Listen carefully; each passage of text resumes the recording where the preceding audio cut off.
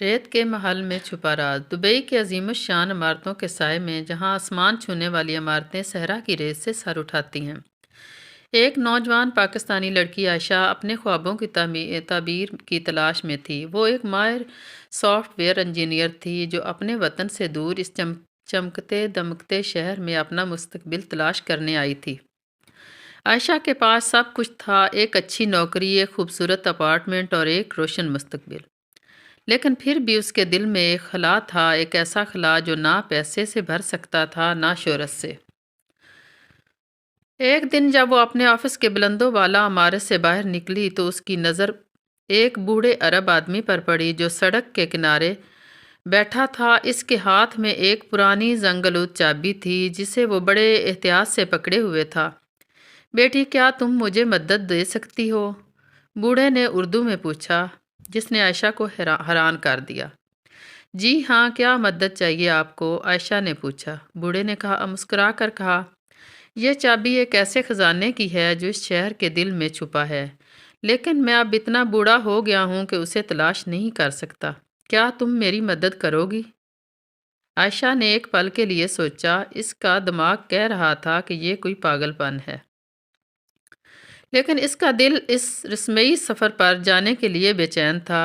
ٹھیک ہے، میں آپ کی مدد کروں گی، عائشہ نے کہا۔ چابی کو اپنے ہاتھ میں لیتے ہوئے اس کے بعد اس کا سفر عائشہ کی زندگی کا سب سے دلچسپ اور خطرناک سفر تھا۔ چابی ان کو شہر کے پرانے حصے میں لے گئی جہاں نئی عمارتوں کے پیچھے پرانے دبئی کی روح ابھی بھی زندہ تھی۔ وہ تنگ گلیوں سے گزرتے ہوئے، پرانے بازاروں میں سے ہوتے ہوئے آخرکار ایک پرانے مکان کے سامنے پہنچے۔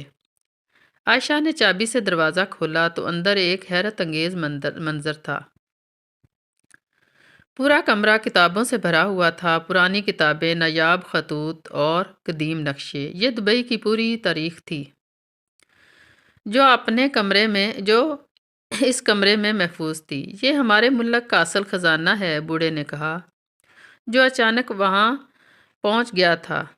ہماری تاریخ، ہماری روایات، ہماری کہانیاں۔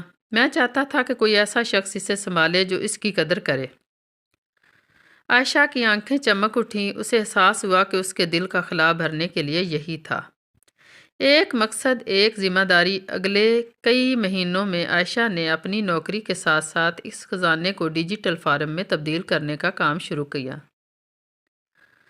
اس نے ایک ایسا سافٹ ویئر بنایا جو ان تمام دستاویزات کو محفوظ کر سکے اور انہیں دنیا بھر کے لوگوں تک پہنچا سکے۔ دبئی کی حکومت نے جب اس کام کے بارے میں سنا تو انہوں نے عائشہ کو ایک بڑا پروجیکٹ دیا۔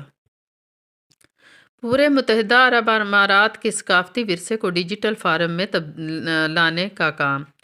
آج عائشہ صرف ایک سافٹ ویئر انجینئر نہیں ہے، وہ ایک پل ہے ماضی اور مستقبل کے درمیان، ایک محافظ ہے اس خطے کی غنی تاریخ کی۔ اس کی کہانی ہمیں یاد دلاتی ہے کہ کبھی کبھی ہمارے سب سے بڑے خزانے وہاں چھپے ہوتے ہیں جہاں ہم دیکھنا بھول جاتے ہیں۔